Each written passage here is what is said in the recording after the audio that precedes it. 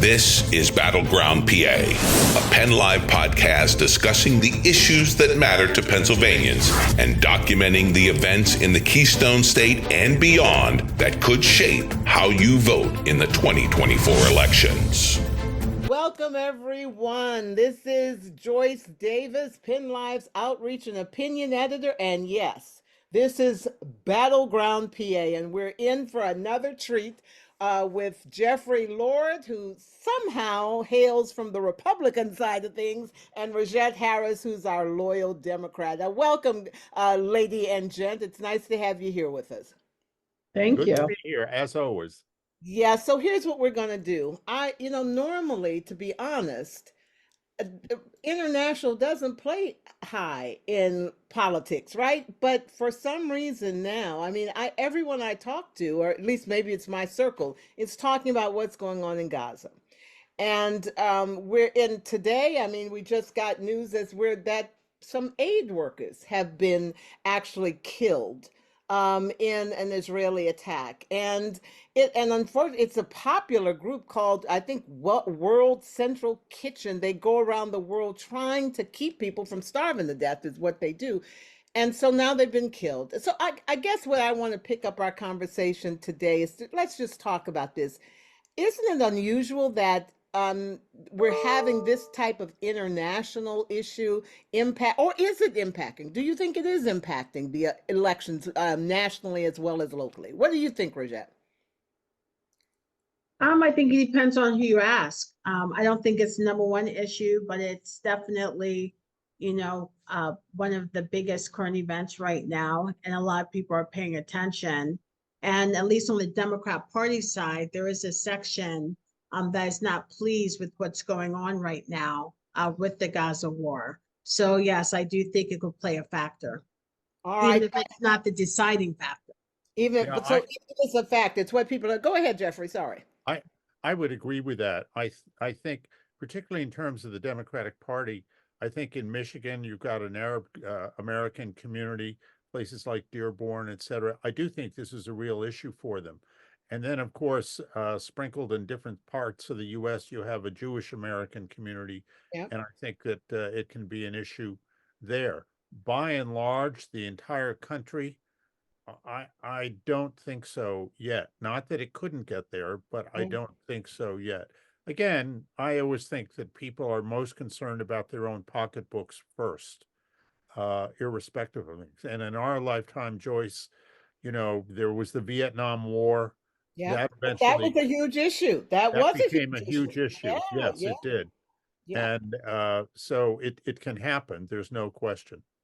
Well, I'm going to tell you, I know you're probably not following it as closely as I am, because I'm following it because Iran now. Look at the devastation that's happening now and how it's spreading right before our eyes. We've got Israel, of course, and Gaza. It's spread to parts of Lebanon, right? We've got Syria now involved, and now you've got Iran because Israel has attacked the Iranian embassy, and Iran is threatening. Iran doesn't just threaten; it does it. I'm telling you. I've been to Iran. I visited Iran with Iranian specialists. I think Iran is a significant player in this, and always has been behind the scenes. Yes. So that people may think it's Hamas or it's this group or it's that group. But in fact, I think the real instigator is Iran, which has been after the United States and the Western world since at least Jimmy Carter's presidency in 1979, that the hostages were taken from the American embassy. I don't think things have changed. Well, there you go. There you go, Rogette. Yeah, Iran played a role in Carter, in Carter not being reelected. That's true. So here we are again, Rogette. But here's the thing. I don't really see a whole lot of daylight between Trump and Biden on how to handle the Middle East. Am I wrong? Tell me I'm wrong. I don't know. Or are you saying that they're the same? I'm saying they seem to be the same. Trump is basically, he's called for Israel to kind of wrap up this war. Biden is like, he's not no longer putting an obstacle. He at least got a UN resolution passed. But they're really not coming down very hard or doing everything within the U.S. power to stop this. Am I wrong? Do you see more daylight than I see? It's okay if you do. I won't scream at you. I think there's more of a balance with Biden. Granted, not as much of a balance as sections within the Democrat Party would like to see. But I do see him starting to speak to some of the different issues pertaining to it. It's a complex issue. So I do see some differences. I mean, both of them are claiming to be pro-Israel, yes. But I think that President Biden is also speaking more to the Palestinians issues and some of the deaths that have happened on their side as well, whereas I haven't seen that from Donald Trump. Well, Jeffrey, have you heard Trump say anything about No, caring? I think that in Trump's case, remember, he was the president who put the Abraham Accords together. Yeah, So made Jerusalem the capital of Israel. Yep. that was a very, very big deal. And I think that he is well aware and sensitive to the needs of the various players over there, and is, I suspect, out of the public sight, trying his best to soothe things, calm things down, etc. But how this will work out is the thing that historically gets me is this has been going on since 1948. Which was before any of us were on this earth. Some would say it's been going on since the Bible, but Yeah, I agree with just that. saying. All right. Yeah. I agree with that. And what can you say? I mean, the difference is this time is that we live in the 21st century with all of these weapons of mass destruction in various people's hands, and if they don't have them, they're trying to get them. And I remember very distinctly in 1973 when there was an uproar over there in the Middle East and the war and all this. And Richard Nixon had to play it very, very carefully because there was a threat that the Russians were going to jump in, I think, with nuclear weapons and all this. And Nixon was very skilled foreign policy player, and he knew how to do just the right thing. But I think that this problem just exists, and sad to say, I think if we live another 100 years, it's still going to be going on. Well, it's not just so much. I mean, it exists and the nuclear weapons and all that, but it's also, I mean, it's more immediate for most people. Meaning we know people are starving. We know, I mean, in Ukraine and in Gaza, the human suffering is not happened yesterday. It's going on right now, and people can see it every night if they choose to, or if they don't choose to. It's in their face. So I that's all I'm saying. I just think I think it's going to be a big issue, and if you got a heart, it's got to be bleeding over this. But let's move on. My bleeding heart will move on, and we'll go to talk about let's talk about Robert F. Kennedy. Rogette, how are you feeling about him and his run? Now, the ABC was reporting that actually, now I don't know if she wasn't the first choice, but Tulsi Gabbard was actually being considered for the VP spot. Tell us about that. What do you know? What do you think? I think she would have been a better choice. Aha.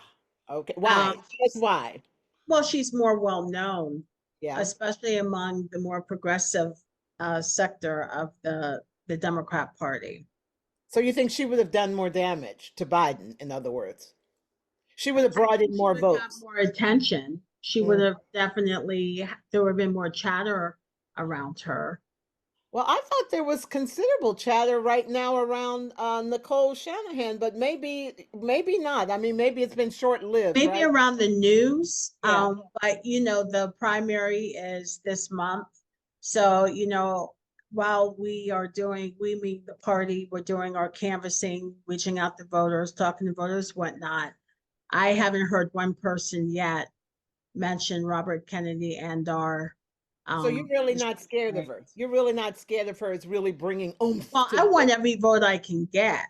Every vote counts. So I'm not going to say they can't do any damage at all. Yeah. How about you? How about you, Jeffrey? Are you guys? I don't think. Shanahan?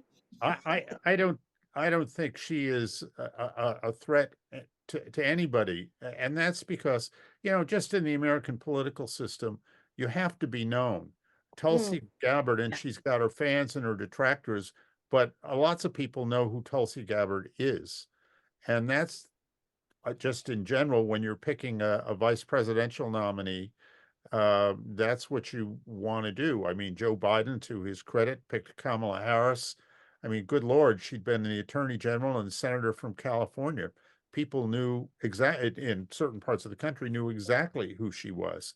That's the kind of thing. And I'm sure that President Trump, having been through this once, is, now with maybe a different or improved view of who he wants, the kind of person he wants, somebody who can be president, but somebody also that he feels he can trust and, can be the future of the party after he leaves and all that kind of thing. I'm sure he's going through that sort of thing. And as to Robert Kennedy, I confessed I have a sentimental side here because when I was 17 Yeah, years you old, were a Kennedy, yeah, fan I was a big too. Bobby Yeah, Kennedy fan. yeah. So much so that, we lived in Allentown where I was finishing up high school, and mom and dad was in the hotel business there. And when Robert Kennedy was assassinated, my Nixon loving mom got on a bus with me. We went to New York so I could stand in line for like 2 or 3 hours in the hot June sun, walk into St. Patrick's Cathedral and touch the casket, you Your know. mother really loved you, didn't she? She Oh really man. did. And then I'm looking over here 20 years later in 1988, I have the program from a massive remembrance and rededication to Robert Kennedy that was held at Arlington Cemetery. So, I wish But him well, that kind not of too well, nostalgia but isn't And, enough to and make if you this vote was for him, his right? father, we would be having a very different conversation right now. There you Um, go. but this isn't his father, this is his son. right. And And even his own family is not keen on this. right. I mean, he uh a COVID denier. There's a lot of issues and that we could get into if we wanted to as to why he's running as an independent and wasn't able to run, as a Democrat. I honestly don't think, yes, he will get votes because of the family association, but I don't think it's going to be the The, huge the thing, amount that he's hoping for. the thing is, Joyce, um, people in that position, potential third party candidates, it's not that they're going to win, but it means that somebody like, say, in our lifetime, George Wallace in 1968 can get enough of the vote to elect somebody else. So in Wallace's case, it put Richard Nixon over the top with, I think, 43% of the vote over Hubert Humphrey. Mhm, And mhm. you occasionally come across in American history incidents like that. Now, is Robert Kennedy in a position to do that? I think he could be. I don't know that he is at the moment, but I think it could be. And that would, I think this is why the Biden people are so exasperated with him. And you don't think he's going to steal? Because people are saying he could steal Trump people too. Because Trump people are also outside of the box thinkers, right? They Right. want to do something different. So it is potential he could pull from your contingency. Anything could happen. Yeah, anything. Well, we've said that before. Anything could happen, but at any rate, it's interesting to watch and to see the to see what kind of impact they're going to have. It's still pretty early yet, but let's go on to something else that I'm really tired of talking about, but we're going to talk about it because it's there, and that is all these Trump trials, right? I mean, they go on and on and now. Honestly, Jeff, I know you're a big Trump supporter, but how can a person govern with all of these trials on and on? I mean, it's a lot of energy. It's that's going on here. Even I'm tired. Well, he has it. I will say that. But I think that certainly there are a lot of Trump fans out there that think that's the point of all Yeah. of these things, is to keep him from becoming president and to decidedly interfere in the election to the point that they get him out or they keep him off the ballot, et cetera, et cetera. I don't think He any of just those gets too things. tired to go on. Yeah, I don't think any of those things are going to happen. But it doesn't mean that they're not trying in some sense. And in its own way, I think this becomes an issue in and of itself. of average Americans feeling that there's an establishment out there in the legal world, the political world, academia, the media, et cetera, that doesn't like ordinary Americans. And they particularly don't like Donald Trump because they see him as representative of them, and that he is about turning upside down all the quote unquote norms of politics and Washington and the swamp, et cetera. So I think in that sense, it becomes an issue of its own. And I frankly, and we've talked about this before, but somebody indicts him and his poll numbers go up. Mhm. Well, poll numbers go up in certain segments. So, but Rogette, I mean, how are you guys playing all of these trials and all of this, the constant money owed here and bonds being put here and having to show up in a courtroom here and this porn star speaks out and that former lover speaks. I mean, it's a lot of stuff there that. Well, we knew they were coming. And Trump keeps trying to put them off. The prosecution actually went to have the trials a little bit earlier, but we keep getting continuances, and the court had to rule on a couple of things. So the longer he puts it off, obviously, the more it's gonna, Well, it's gonna continue on. But I yeah. think it's a reminder Trump supporters are Trump supporters. Like Yep. Jeff Thank is you. going to be, yeah, Trump. And- Jeff is going to be a Trumpster. I'm not going to be a Trumpster. So it's not for us. It's for those people in the middle where Yep. you were mentioning. Could Robert Kennedy get? Are they going to look at these hearings and be reminded of everything we dealt with when he was president? Not only that, I was listening to the news today, and people are starting to wonder if Supreme Court Justice Sotomayor should step down so we don't have another Ruth Ginsburg situation. Yeah. If you remember, President Obama asked her to step down so he could replace her. She refused. Yep, and that's what we have. Yeah. Yes, look what happened. So, people are starting to look at issues such as that. Maybe it's better to step down now in case next year, or should I say this year, doesn't go our way. So Well, that we Well, Republicans don't think you should step down, right? one thing that may be an area of common agreement. My friend Mark Levin, who's the radio host and TV host, and we worked together in the Reagan administration decades ago, and we're still friends. He wrote a book about the court in which he said that we should have term limits for Supreme Court justices. They shouldn't get life tenure. And, I think it's not so bad an idea, exclude all the ones that are on there now, but starting, with the next president, 6 years, 10 years, whatever. But, Jeffrey, you're a genius. I agree with you. I agree with you wholeheartedly. I don't know what Rogette, you don't agree. I mean, the term. Well, I think there should be term limits for everyone. There you go. Okay. We have U.S. senators that have been a senator longer than I've been on this earth. I believe in term limits. If we have term limits for governors, the president, we should have term limits for Congress, legislatures, Senate. I would like us to simply commemorate this moment where we all agree. Or maybe we could do something we have here in Pennsylvania where we don't term limit you, but you age out. Once you get a certain age, you have to step down, which I guess is a different type of a term. And of course, this term limits business would never apply to commentators. Definitely not. I mean, I would hope not. We'll see. I just want to see it, Joyce, when we're all in the nursing home. I think I'm going to start protesting ageism soon. Anyway, the final thing I do want to talk about, though, we're talking about the courts and all that, and I'm going to turn to Jeffrey with this too.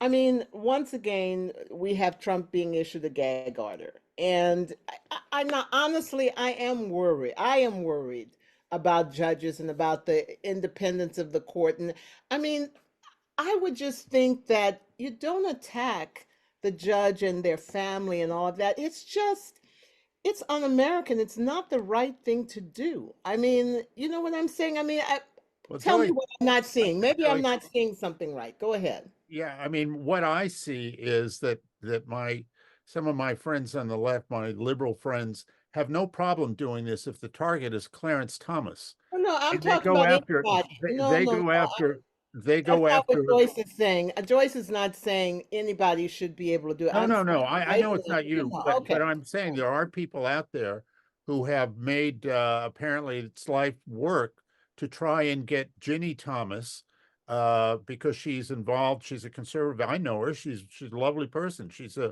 just is a conservative activist and trying Uh, to get Clarence Thomas off the court because his wife is a well, conservative I activist. also think So it's a I'm just difference. saying when you lay that foundation, there's Trump saying, well, if they can do it to Clarence Thomas, I can do it to Judge Merchan. I could be wrong, but it seems it's a little bit different because these are like physical danger attacks, that are threatening people's, their safety. It's different from saying I'm going to get you pulled off the bench. I don't like that necessarily either, but maybe, that's different from Well, I think the physical attacks on threats to Judge people. Thomas have crossed that line long Yeah. ago.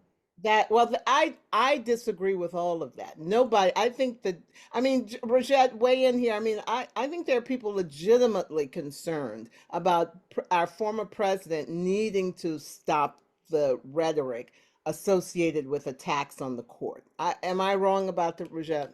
I think uh, a person expressing their opinion on certain opinions the judge makes is not the same thing as a former president going on social media and attacking a judge's daughter, particularly a judge that's overseeing his case. First of all, that's just plain stupid to me. I don't even, from a strategy standpoint, I don't know why you would do that. But throw that away. I don't think even in elections, there's usually courtesy. Yes, you go after, and of course, people don't always go by it, but you go after your opponent, but you don't go after their family, especially their children. It's Well, just poor taste, and this is what I meant earlier when I was saying these trials, the way that they're lagging this way is just reminding everyone of the type of person Trump is and whether or not you want that type of personality back in the White House. well, I do, Jeffrey smiles. well, I mean, I don't think Jeffrey can disagree with this. I mean, we know Jeffrey's a nice, decent person and he's got a good heart and all that stuff. And I don't see how he could be in support of Well, intimidation of the this gets courts. back to a larger problem that we've discussed, and that is the view that the establishment, legal, political, and elsewhere, is very anti-average Americans. And when you are in this judge's situation and you have a member of your family that is a serious left-wing activist, um, and he doesn't recuse himself. But I have members of my family that are left wing activists. Doesn't mean I am. Doesn't mean it's going to affect me. I mean, we can't be judged by our family. I Well, mean, but I you crazy see, people in my family. Come but on, but as like, I come say, on, and you too probably. the precedent has been set. And there are people in the American left insisting that Clarence Thomas should leave the bench because his wife is a conservative activist. But So this is you already and I well out don't there. do we don't want somebody, a leader, to do what somebody else does. We want a leader to set their own high standards of Yeah. behavior, right? So Left what I'm saying now, right now, it is dangerous right now, and we all are to be speaking up against this. people have said Clarence Thomas should recuse himself from certain cases because of different organizations and whatnot his wife has been in. Yes. As far as him leaving the bench, of course, a lot of people don't like his opinions. I don't know any of the justices where someone's not saying they should leave. We could say that about the liberal judges too. Yep, yep. That's an opinion. I mean, because people might not like the way they rule on things, but going after someone's starter on social media, I mean, she has a right to be, if we're talking about activism, she has the right to be a leftist activist. That has nothing to do It's just, yeah, with I agree. She has the right, but the problem is that we're in a situation now where there are a lot of people that feel that the father is that you can't help but be influenced by the daughter. and he should just automatically recuse himself, and he doesn't do it. And But I don't, like again, I said, don't even see how they could say that. There Just would be no because judge then.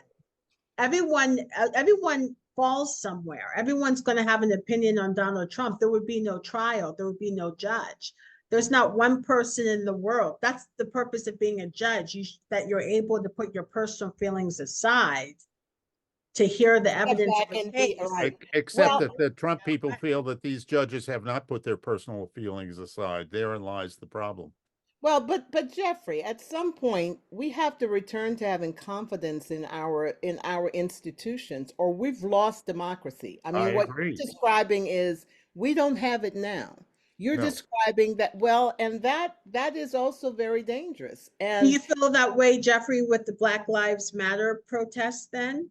Because there are a lot of Black and brown people who also don't have confidence because of the way that particularly Black and brown men are treated by not all, but certain police officers. I mean, we could take what you just said, that philosophy, and put it on a that lot is of the different issues. parallel. That is the parallel, because I have heard this clearly from a minority community saying they have no confidence and it's all a setup. They're all against us, etc. Now we're getting it from the extreme right. It's Right. all a setup. So I mean, but when you get to this point, my concern is that how can I love America if America is completely just corrupt, which is what you're describing?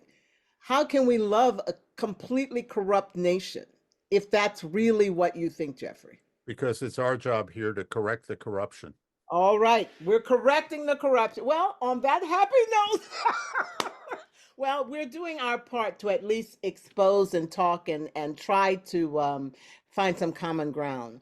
But the first thing that I think we're all about is everything should be peaceful. We should not be Yes, intimidating I or, agree. or threatening anyone. And I know you do. I know you agree. And for that, once again, we commemorate the moment because we're all in agreement. So, anything you guys want to add that we didn't talk about, or looking ahead, what we need to be watching?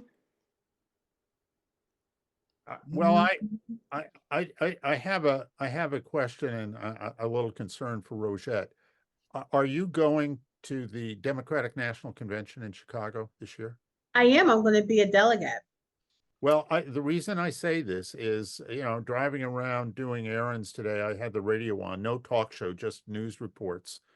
And the news report in question was saying that there are activists planning to disrupt the Democratic convention and protest and all that. So I just want to say to my friend Rogette, be careful out there. Keep your Yeah. eyes open. That's nice. There you go. Handshake, and yeah, do be careful. And let's hope nothing is against protests. I think people should Right. protest. Got to be peaceful. Got to be peaceful. Exactly. Absolutely. So, all right, my friends, I thank you so much for joining me again. We touched on some tough stuff here, but it's worth our attention. And I will see you next week. Actually, we'll have to see if we'll see it next week. We'll see what the schedule is like, because I'm on vacation next week. So Oh, no. yeah, we'll have to figure out where we're What going does and that how we're word going to do mean? it. Well, we will see. We will see. But thank you all, and thank you for listening to Battleground PA. Bye bye, everybody.